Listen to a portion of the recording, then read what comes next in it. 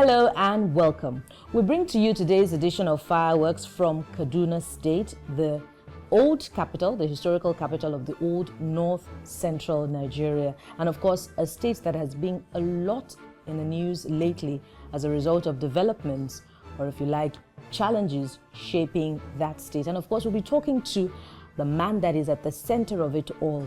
We'll take a short break during which we'll take a peek into his bio, and we'll be right back. I am Bukola Samuel Wemimo.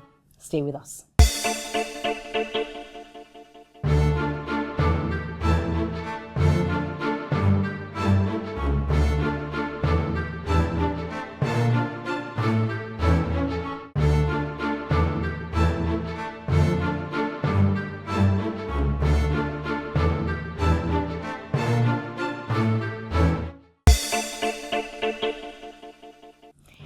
Thank you for staying with us on Fireworks. I have with me today the governor of Kaduna State in the person of Governor Nasir El-Rufai. Thank you, sir, for your time. Thank you, Bukola. Now, I'm going to start pointedly with an issue that has gotten a lot of Nigerians, not just in Kaduna State, hot under the collar lately, which is the religion regulation bill. I don't know if I captured the nomenclature precisely, but that's where I'm going to start from. I want to know, get a view from the top, what has informed that regulation. You have said a lot that I've read on the pages of the newspapers, but I don't want to draw from them. This is an opportunity to hear from you. Well, Kaduna has been the capital of the old Northern Protectorate, the old Northern region, and North Central State, as you correctly observed. And it is perhaps the first planned city in Nigeria. Lugard signed the first town planning order to create Kaduna in 1917. Since then, it has become a melting pot for all Nigerians. Every Nigerian feels at home in Kaduna. Most of our military officers were trained in Kaduna in the Defense Academy or the Command and Staff College, Jaji, and many people that retire from public service, particularly the military, come back to live in Kaduna. So Kaduna was a truly cosmopolitan city where various ethnic groups of Nigeria and religious tendencies all felt at home. This began to change in the 80s, particularly after the Metazine crisis. Since then, Kaduna has suffered rounds upon rounds of ethnic and religious violence, to the extent that the city I inherited as capital of Kaduna State is divided along religious and ethnic lines. North of the river Kaduna is a concentration of mostly Muslims, Hausa Fulani, Kanuri, and other ethnic groups of that kind of description. And across the river, where we have our industrial estate in Barnawa, Sabon Tasha Television, and so on, you have a concentration of Christians, Christians of Kaduna State origin, as well as Christians from other parts of the country. That is not the Kaduna I grew up in. The Kaduna I grew up in was one in which our neighbor was a family from the old Cross River State, Mamongodi, and we used to enjoy going there for Easter to eat rice, and they come to our house for Salah.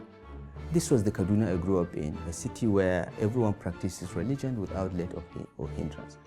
But from the 80s, this changed. And by today, Kaduna is totally divided. What is the cause of that? The cause of that is religious intolerance. Preachers that are not qualified to preach, that come and preach essentially hatred and division. This is why in 1984, the then governor of Kaduna State, Air Vice Marshal Usman Muazu, who is from southern Kaduna, by the way, signed into law a decree, an edict, establishing a committee to regulate religious preaching in Kaduna. Essentially, in that law, you cannot preach in Kaduna State unless you get a license from a committee of religious leaders. Okay, so there was a committee under Christian Association of Nigeria that would issue licenses to Christian preachers.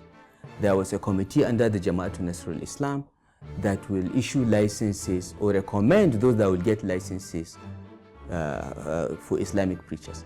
This law has been in existence since 1984. And it was passed as a result of the response to the Metazine crisis. Now, let's look at the history of northern Nigeria and Nigeria as a whole and look at what has happened to us. We had Metazine in the 80s. We had Kalakato in the 90s. We had Boko Haram in the early part of the 21st century. There is a pattern to all this.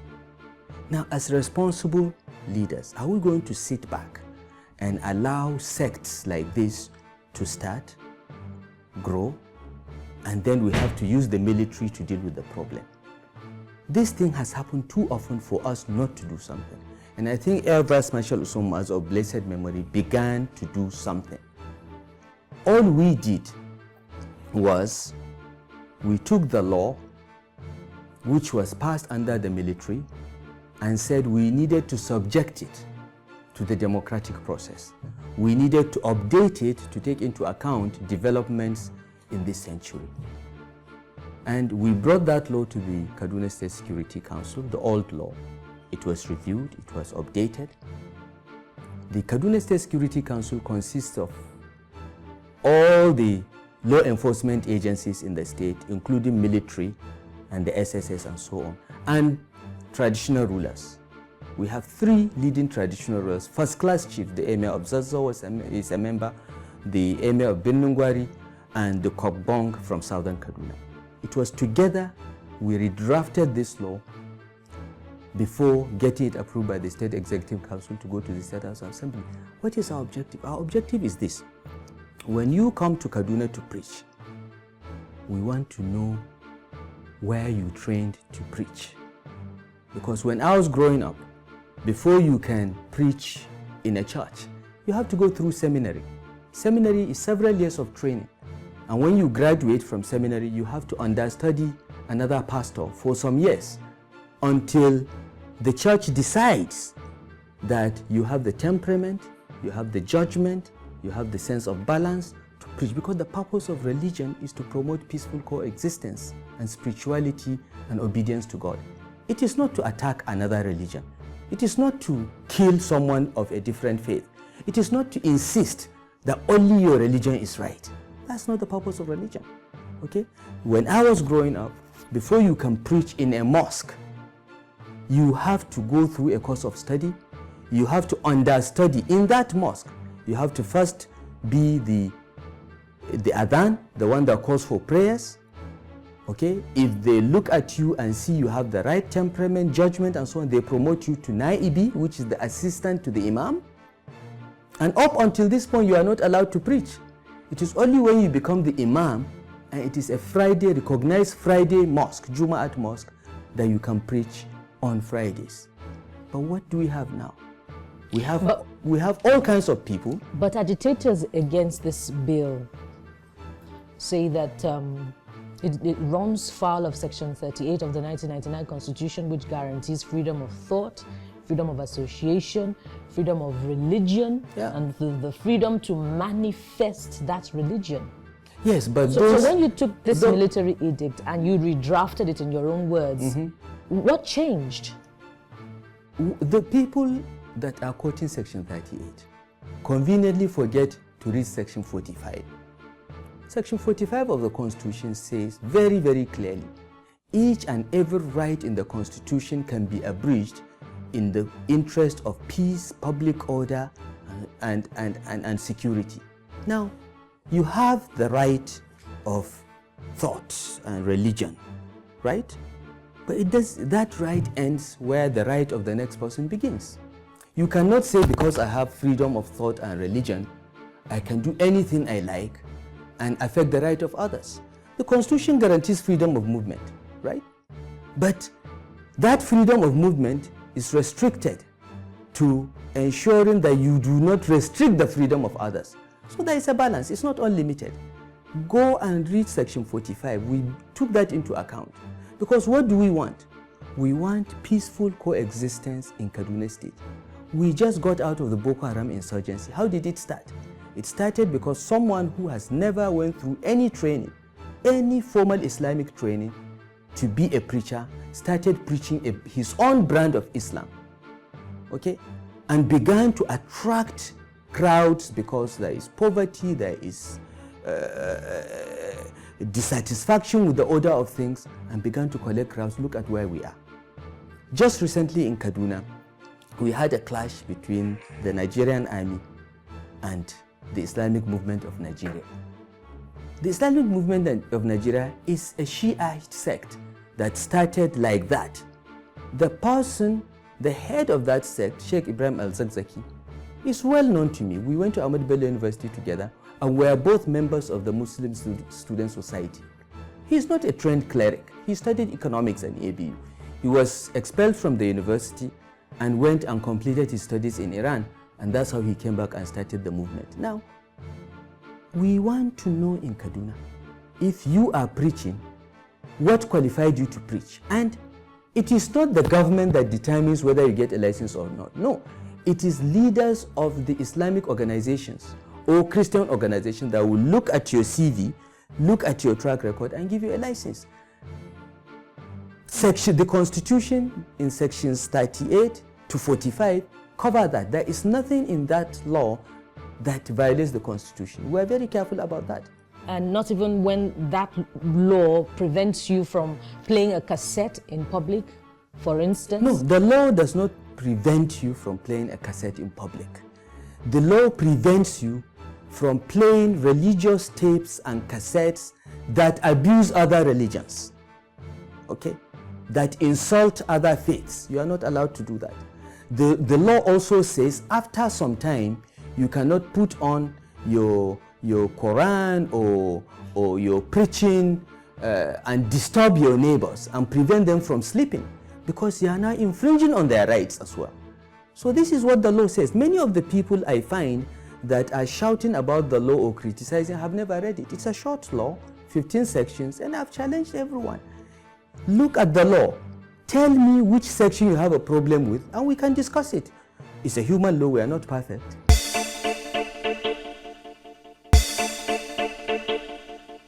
Now, this is where I'm going to draw from what you have said. You said agitators, I'm not quoting you copiously now, agitators against the law have said, you said that it is when you have something to hide under that you say that you're being targeted because of your religion. Yeah. But these people, especially Christians now, and ignore what my name is, I may be Memuna for the purpose of this question, they say that they are the ones who are targeted because they are the ones who are evangelicals. They're the ones who go outside in public places to preach. So when you introduce a regulation like that, even though the community who is going to regulate that law constitutes they are completely Christian wrong. leaders and Muslim leaders, they feel targeted. They are completely wrong.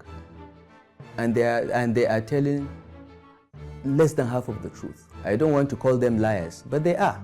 That's what they are. Look, the Jama'atu Izalatul Bid'ah wa Iqamatus Sunnah, which is an Islamic group, preach everywhere. Every Friday, they take a location and preach. They are not the only, Christians are not the only evangelicals. This evangelism has permeated every Islamic sect as well. The Shiites also do processions, they preach. So for Christians to say this is targeted at them is absurd. They have not read the law. This law is aimed at regulating preaching of every religion. But in Kaduna State, we recognize that we have only two religions. We have Islam, we have Christianity. And I have not seen any Ifa priests going to preach or having a shrine. That's why the law does not consider those. Some people have said the fact that we've not included other religions violates the Constitution. Maybe they have a point. Maybe we need to add other religions. But for anyone to say this is targeted at Christians is absurd. Let me tell you the problem with the Christians. The problem is that people wake up in the morning and they say that they have dreamed, they have seen God, and God has told them to be apostles or to be bishops without any training. Look, the Orthodox religions, the Orthodox sects I know in Christianity, Anglican, Equa, Hecan, Catholicism, they train pastors. You go to seminary, you go through a system of training, education and training before you are given the right to preach. But we have all these limited liability companies calling themselves churches sometimes, And they just wake up and say they start preaching. Okay? We don't have a problem with that. Maybe God has spoken to you, I don't know. But let us see your antecedents. Let us be certain that your preaching promotes peaceful coexistence and progress of society, not division, not violence. Okay? And does it worry you that agitators against this bill are calling for your head? There's a YouTube video trending lately, and the pastor has prophesied death upon the governor of Kaduna State because of this religion. With the greatest respect to the apostle, whoever it is, Suleiman or something. Omega Fire Ministries. Yeah, they are all a bunch of clowns, with the greatest respect. First, to say that I'm going to die is nothing. Everyone is going to die. Apostle Suleiman, Mega Fire, we're all going to die. If you are truly speaking God, tell me when I'm going to die. They are part of Nigeria's problems. They are the ones that we want to regulate because they teach hatred. You know, if Apostle Suleiman comes to Kaduna and says that, I will have him tried for hatred, because under the penal code, you cannot say things like that.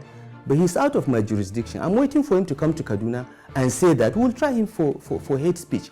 We cannot allow people to hide behind the guise of religion to speak irresponsibly, violently, and encourage hatred. It's wrong. It's not religion. Governor El-Rufai, which brings me to the next question. Isn't the law from the onset defeating its purpose? Because I watched the video and I see this man is a leader of perhaps thousands, but they're quite a number, and is already influencing their opinions. They went up in the air shouting in consent to what he has said. So the law has set the stage for a subtle conflict. There is no conflict. Apostle Suleiman can sit in the comfort of Edo State and talk nonsense. But I was elected with 1.1 million votes. He doesn't have 1.1 million followers. Okay, I was elected. I stood elections, and the reason why people voted for me is because they believe that I can bring peace, order, and security in the state. There is no apostle in Kaduna talking. All those that are criticizing this bill have not gone through the experiences of those of us that live in Kaduna. That's why you do not hear pastors in Kaduna or imams in Kaduna complaining loudly about it. Of course, they say they have issues.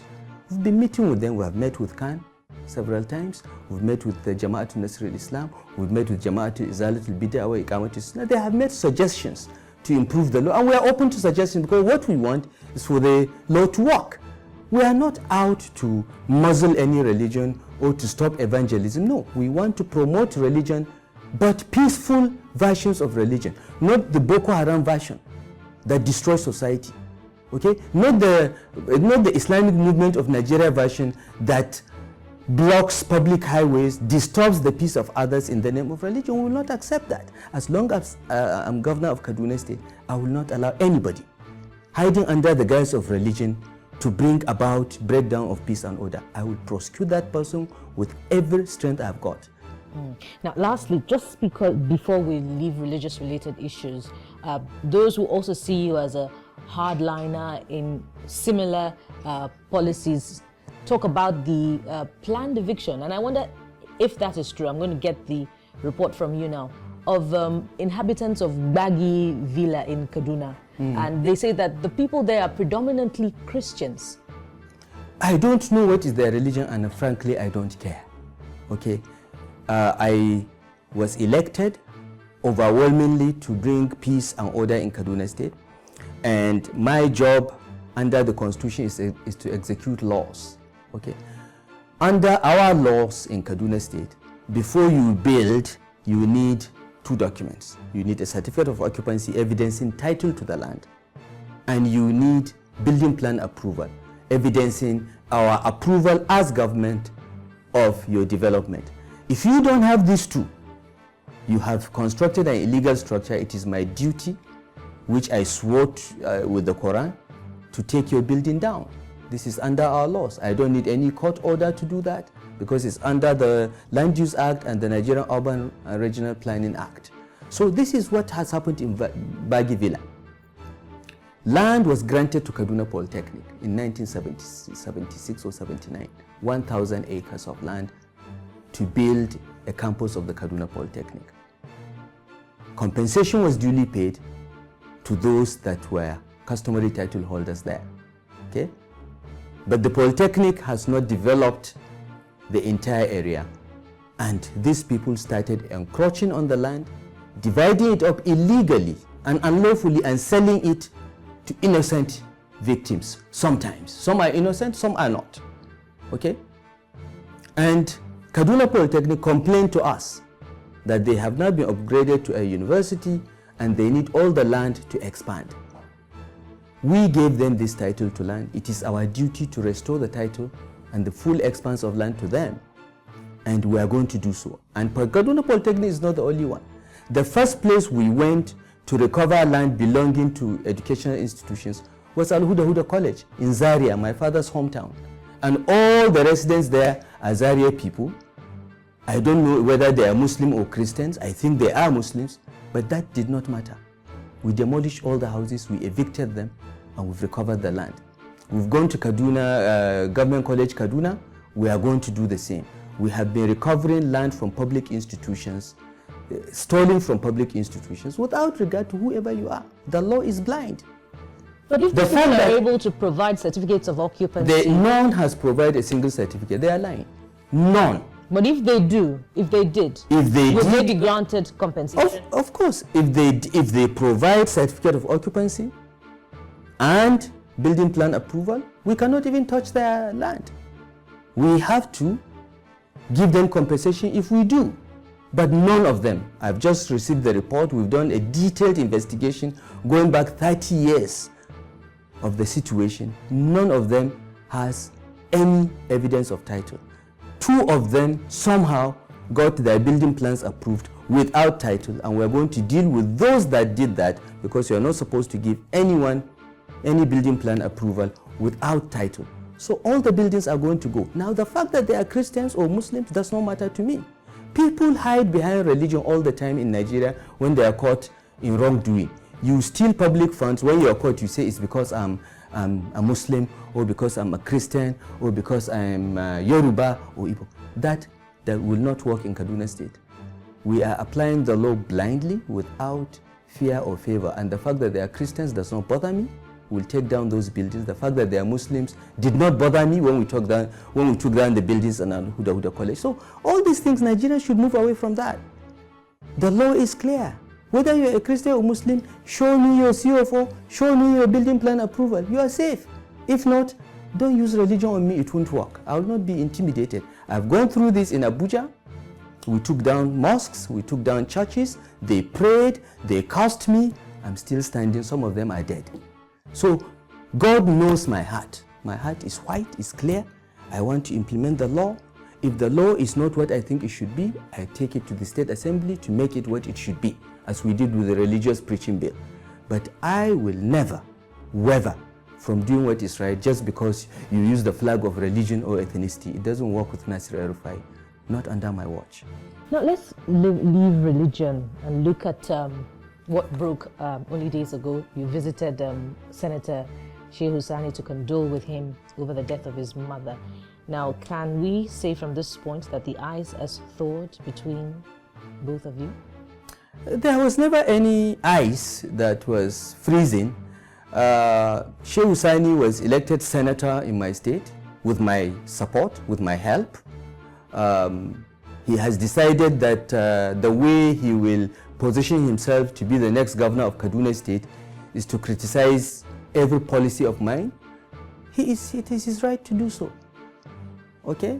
But if his mother dies, as a citizen of Kaduna State, anyone whose mother dies and I have the time and the space, I'll go and condole him or her. It doesn't change anything.